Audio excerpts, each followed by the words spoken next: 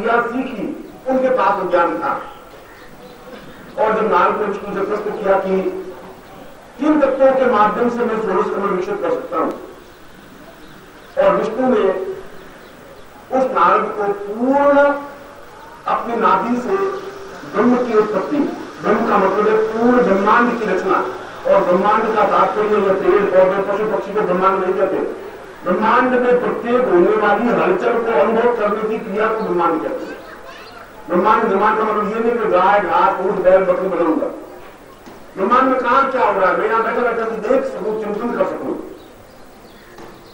और विज्ञान भी कहता है कि आप देख सकते हैं। दिल्ली में अगर गंगा होता है तो मैं टेलीविजन के माध्यम से आपको चित्रकूट को दिखा सकता हूं। शाम को टेलीविजन आएगा तो आप देख लेना कि वहां गंगा हुआ, वहां लाठी चली, वहां किलोमीटर ताल की, तो सब कुछ आ सकता है। वहां से अगर आ सकता है हम देख सकते हैं, तो ज्ञान कह रहा है कि हम तो हजारों मील दूर की चीज भी देख सकते हैं। और इस प्रकार की देखने की जो क्रिया होती है वह नाभि स्थल के विष्णु के माध्यम से संभव होती है। मैं उसी प्रकार की दीक्षा का क्रम का पूर्व और पूर्वाचरण का लाभ तो दिया था। आप उस तथ्य को कम समझे या ज्यादा समझे, उससे कोई फर्क नहीं पड़ता। खेत में जो बीज बोया जाता है वह सीधा पड़े या तिरछा पड़े या उल्टा पड़े, उगेगा जरूर। कोई भी बीज बेकार नहीं जाएगा। यह अलग बात है कि बीज अगर सीधा पड़ता है तो जल्दी अंकुर फूट जाएगा, और उल्टा पड़ेगा तो महीने 2 महीने बाद अंकुर फूटेगा, अंकुर अवश्य फूटेगा। इसलिए जो कुछ भी मैंने दीक्षा कम कर दिया है उसके गरिमा को, महत्व को शायद आपने अनुभव किया होगा, और मैं उसका उत्तरार्ध आपके सामने इस समय उन मुद्राओं के माध्यम से, उन विशेष मंत्रों के माध्यम से, उन विशेष क्रियाओं के माध्यम से, तीनों तक की ध्यान रखिए, मुद्राएं, क्रियाएं और मंत्र। क्योंकि वेद उच्चारण नहीं है, वेद घोष भी नहीं है। तब मैंने कहा था वेद घोष है, और मैं कह रहा हूं कि वेद केवल घोष ही नहीं है, वेद स्वयं घोष है। आपने कभी काशी के पंडितों को यदि वेद उच्चारण करते हुए देखा होगा, अगर काशी के पंडितों को ज्ञान रहा होगा है, तो वेद का मंत्र सीधा उच्चारण नहीं होता, स्वर उच्चारण होता है। जब मुझे वेद पढ़ाया गया बहुत बाल्यावस्था में, और जो मुझे पढ़ाने वाले थे वे अत्यंत सख्त दिल, कठोर दिल के आदमी थे। कठोर दिल के आदमी का मतलब है उस समय स्थिति ये थी कि किताब से कुछ नहीं पढ़ाते थे, मौखिक पढ़ाते और मौखिक याद रहना चाहिए। और मैं सोचता हूं कि उनके वो ज्ञान आज अनुभव कर रहा हूं कि आज प्रवचन देते समय, बात करते समय मुझे बार बार इधर उधर खोल कर मंत्र को देखने की जरूरत नहीं पड़ती। मुझे तुरंत उस मंत्र का उच्चारण मैं आपके सामने कर सकता हूं, क्योंकि उन्होंने मौखिक परंपरा को जीवित रखा था, और उन्होंने उस स्वर विज्ञान को भी समझाया कि वेद का मंत्र स्वर के माध्यम से होना चाहिए, और जहां स्वर व्यक्त होता वो हाथ पकड़कर जमीन पर जोर से मारते, क्योंकि स्वर तो हाथ के माध्यम से होता था। और यदि आप कभी मेरा हाथ देखें तो ये पीछे के जो ये छर्रे हैं ये इतने सख्त है कि पत्थर की तरह सख्त है, उंगलियां तो कोमल है, ये बहुत सख्त है। मैं सोचता हूँ कि 25,000 बार जमीन पर मुक्त होता होगा, ये गलत है। जो गलत बोलता जोर से हाथ पकड़। इसलिए मैं कह रहा हूं कि आप स्वर को देखें, मुद्राओं को देखें, क्योंकि बिना मुद्रा के तो हम कोई बात कर ही नहीं सकते। आपसे भी बात नहीं कर सकता बिना मुद्रा, और करूंगा तो उसका इफेक्ट नहीं होता। जैसे उदाहरण के रूप में मैं आपको कह रहा हूं कि आप मेरे अत्यंत प्रिय शिष्य हैं, अब इसमें मुद्रा बनाई, आप ये मुद्रा है, और मेरे चेहरे की भी मुद्रा हुई। आप आंख को थोड़ा सा मैंने संकुचित किया, आपकी तरफ देखा, फिर आपको अपनी तरफ आकर्षण करने की कोशिश की, और फिर आप मेरे अत्यंत प्रिय शिष्य, जैसे मुद्रा है। और यदि मैं कहूं आप मेरे अत्यंत प्रिय शिष्य हैं,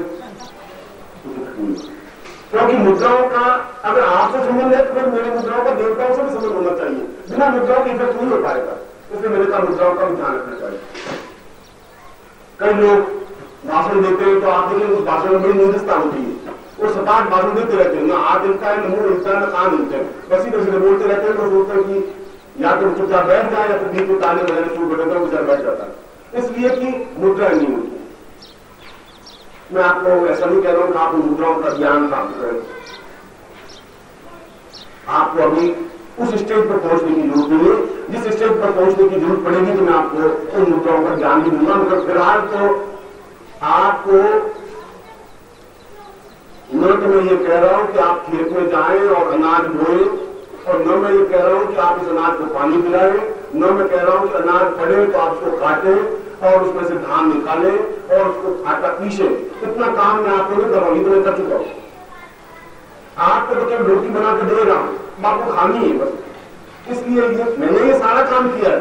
आपको मैंने कहा ये सब आप काम छोड़ दीजिए, अगर प्रयोजन भोजन करने से भोजन मैं आपको करवा रहा हूं, इसलिए आपको मुद्राओं की आवश्यकता नहीं है। और यदि कोई ये सीखना चाहे कि जो खाना खा रहा हूं ये कैसे उत्पत्ति होती है, निर्माण कैसे होता है, तो ये सब कुछ सीखना चाहिए। और इसके लिए अब तो विज्ञान भी सहायक हुआ है।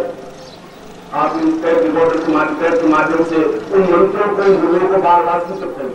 आप वीडियो फिल्म के माध्यम से मुद्राओं को बार बार देख सकते हैं और समझ सकते हैं। और उसके बाद कोई शिष्य वर्ष है, आप कभी भी आ सकते हैं, सीख सकते हैं। अगर आपको चेतना है, भावना है, ज्ञान है और ज्ञान की भूल है तो।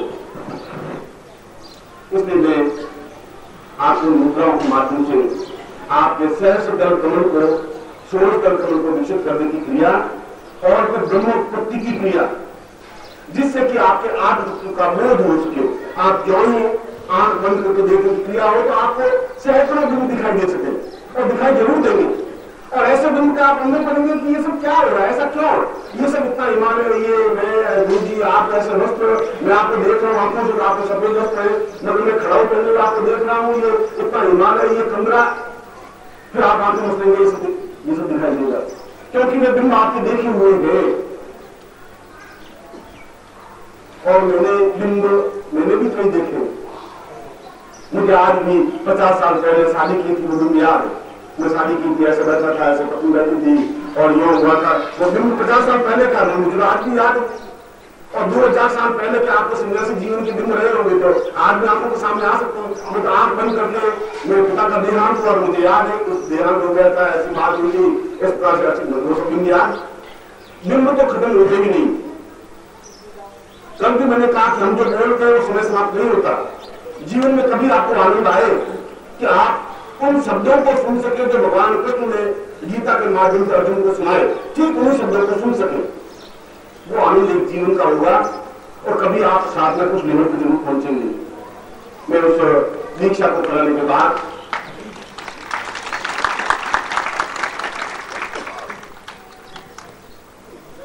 ऐसी साधना जब षोडश क्रम विकसित होगा, जब आपका आत्मतत्व जागृत होगा तो वो बिंदु जब दिखाई देंगे और जब आपका ध्यानस्थ होने की क्रिया होगी तो उस क्षण को भी पकड़ सकते हैं। ज्ञान का रास्ता एक अलग है, विज्ञान का रास्ता एक अलग है। विज्ञान उन चीजों को नहीं पकड़ सकता। विज्ञान तो जो घट गया है, घट रहा है, उसको देख सकता है। देखिए डिफरेंस है। अभी मैं आपको लाठी हाथ में दूं तो विज्ञान उसको तो पकड़ सकता है, मगर 15 मिनट पहले जो काम किया, अब मैं विज्ञान को कहूं तो उसको कैच करो तो टेलीविजन नहीं पकड़ सकता। टेलीविजन इस प्रेजेंट मोमेंट को पकड़ सकता है और ज्ञान आज से 5000 वर्ष पहले के मोमेंट को भी पकड़ सकता है। आपको जरूरत है पहले के मोमेंट को पकड़ने की क्रिया, आपको जरूरत है आने वाले क्षण को पकड़ने की क्रिया। ये विज्ञान तो कर भी नहीं सकता, आने वाले समय में नहीं कर पाएगा, वो प्रेजेंट को कर पाएगा। और प्रेजेंट तो हम देख ही नहीं। और पाणिनि के शब्दों में तो वर्तमान कुछ होता ही नहीं, क्योंकि जो कुछ मैं कह रहा हूं और कहते ही भूतकाल हो जाएगा, जो कहना चाहूंगा वो भविष्यकाल है। इसलिए वर्तमान काल जैसा कोई क्षण होता ही नहीं। वर्तमान तो इतना महीन होता है कि हम उस तक पहुंच भी नहीं सकते। खैर वह एक सूक्ष्म तत्व की बात है। फिलहाल तो मैं आपको उस दीक्षा का द्वितीय और तीसरा चरण करवा रहा हूं, फिर हम पूर्णाहुति करेंगे। उस पूर्णाहुति में इसी दीक्षा क्रम के मंत्रों के माध्यम से मैंने सुबह बताया था कि मैंने जहां जहां भी पूर्णाहुति करवाई है, पूर्णाहुति के जो मंत्र हैं देवताओं के, उनका तो मुझे बोलना ही पड़ेगा, तो बड़ी पूर्णाहुति होगी। मगर उसके साथ उन मंत्रों का भी उच्चारण होता है जो उस साधना के लिए जरूरी होता है। और दुर्गा साधना है, दुर्गा से संबंधित कुछ मंत्रों का उच्चारण करना पड़ेगा। और आज मैंने कहा था कि सिद्धाश्रम में जिन मंत्रों के माध्यम से पूर्णाहुति होती है उनमें से कुछ विशेष मंत्रों को लेकर के मैं आपको पूर्णाहुति करवाऊंगा। इसलिए वह पूर्णाहुति भी अपने आप में अत्यंत महत्वपूर्ण क्षण है आपके जीवन के। उस पूर्णाहुति में जब मैं मंत्र आपके सामने बोलूं, आपके साथ नारियल हो, उस नारियल को आप अग्नि जी को समर्पित करते हुए हम जिन जिन देवताओं को हम अभिष्टान देने जा रहे हैं वहां तक वह अग्नि पहुंचा दें। इसलिए उस अग्नि के माध्यम से देवताओं तक पहुंचाने के लिए केवल अग्नि ही बीच में माध्यम है। प्रत्यक्ष देवता अग्नि और सूर्य है, ये हमारे सामने दो का देवता होते ही नहीं। मैं कह रहा हूं ये देवता है, सूर्य की रूप सूर्य, आप देख लीजिए देवता है कि नहीं, ये अग्नि हमारा देवता है। वेदों में कहा गया अग्नि देवता, रातो देवता, सूर्य देवता, फिर आप कैसे कैसे देवता है ही नहीं। ये देवता वैसे है जो आप उनकी आंखों से भी देख सकते हैं, और इससे सूक्ष्म देवता हो सकते हैं और सूक्ष्म देवता हो सकते हैं। आप देवता मैं देख रहा हूं और इस पर्दे के पीछे कोई देवता बैठा हुआ, मेरी आंखें ताकतवान नहीं होगी तो पर्दे के पीछे देवता को नहीं दिखता। इसलिए फिर पूर्णाहुति में आते हैं, फिर आपके पास जो आरती है उस आरती के माध्यम से पूर्ण आरती करें।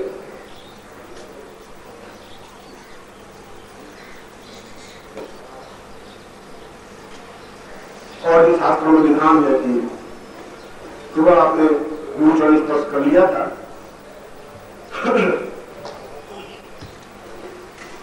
तो मैं सोचता हूं कि आप में से अगर कोई गुरु बनना चाहे तो मैं ये पद छोड़ने को तैयार हूं। आप गुरु बनना चाहें मैं बनाने को तैयार हूं। मेरी तरफ से पूरी छूट है, क्योंकि वो 1.5 घंटे तक की जो मेरी तपस्या होती है वो तो मैं ही जानता हूं। चरण छुआना तो बहुत आसान काम नहीं है, उतना कठिन काम है कि अपने पुण्यों को बराबर देते रहने की क्रिया होती है, उतना आसान नहीं है।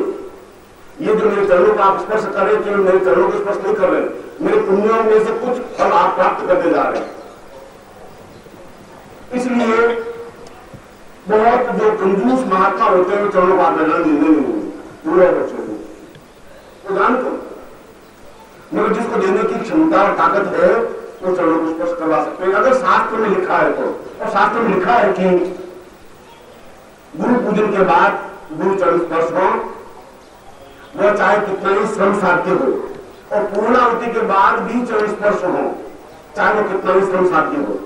अभी मैंने पत्नी को कहा कि चरण स्पर्श की जो शास्त्रीय विधान है उनका 1.5-2 घंटे सुबह बहुत तपस्या हो गई, बहुत उसके कहने के बावजूद मैं वही बात कह रहा हूं जो मुझे आपको करनी चाहिए, क्योंकि उनसे भी आपका महत्व तो मेरे जीवन में ज्यादा है और महत्वपूर्ण है। शिष्य शिष्य ही रहेंगे, पत्नी रहेगी, मगर फिर भी जैसा विधान है उसके बाद आरती का कार्यक्रम होगा और फिर विदाई कार्यक्रम होगा। मैं आपको विदाई दूंगा, आप मुझे विदाई देंगे, इस प्रकार का कार्यक्रम होगा। मुझे मतलब सारी शालीनता के साथ होना चाहिए, भगदड़ नहीं होनी चाहिए। एक एक करके नारियल प्रोहित करें, सारा आपको ज्ञान है, मैं बात ज्यादा समझ नहीं ले रहा हूँ, मैं केवल ये संकेत समझा रहा था कि किस प्रकार से हम सही तरीकों से उस नारियल को अपने समर्पित कर सकते हैं। और आप सीधे बैठ जाएंगे। कल मैंने आपको दीक्षा क्रम में गणपति स्मरण कर रहा था, शायद आपको याद हो। उसके बाद देवताओं का आह्वान किया था, ऋषियों का आह्वान किया था, सिद्धाश्रम के कुछ योगियों का आह्वान किया था। उसके बाद मैंने आपका अभिषेक किया था, आपको दूध से स्नान करवाया था, दही रक्त मधु और शहद शक्कर से स्नान करवाया था, फिर शुद्ध जल से स्नान करवा करके आपको साधना के लिए तैयार किया था। ये सब क्रम करवाया था। अब मैं उसके आगे का क्रम आप करवा रहा हूँ। यदि आपको किसी के बनियान करना हुआ हो तो आप बिल्कुल साधक की तरह बैठे, वो एक आनंदमय क्षण होगा।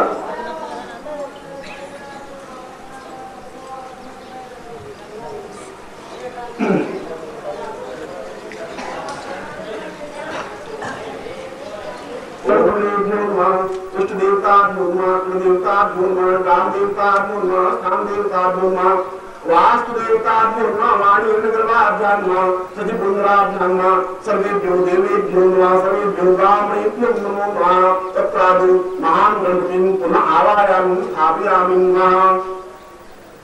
ओम गणानंतरा गणपतिं आवाहयामि, प्रियानंतरा प्रियपतिं आवाहयामि, निधिनंतरा निधिपतिं आवाहयामि। वसो मम आहमद श्रीगर्भाधर्मात् प्रभमाजा श्रीगर्भाधर्मा महान गणपति निधि सिद्धि सहिता मम गृहे मम स्थाने मम मंदिरे मम हरे आवायामि स्थापयामि नमः तत्रादि रिद्धि सिद्धिं आवायामि ओम हृदयामस्तो नाम सानोया मावाजमानो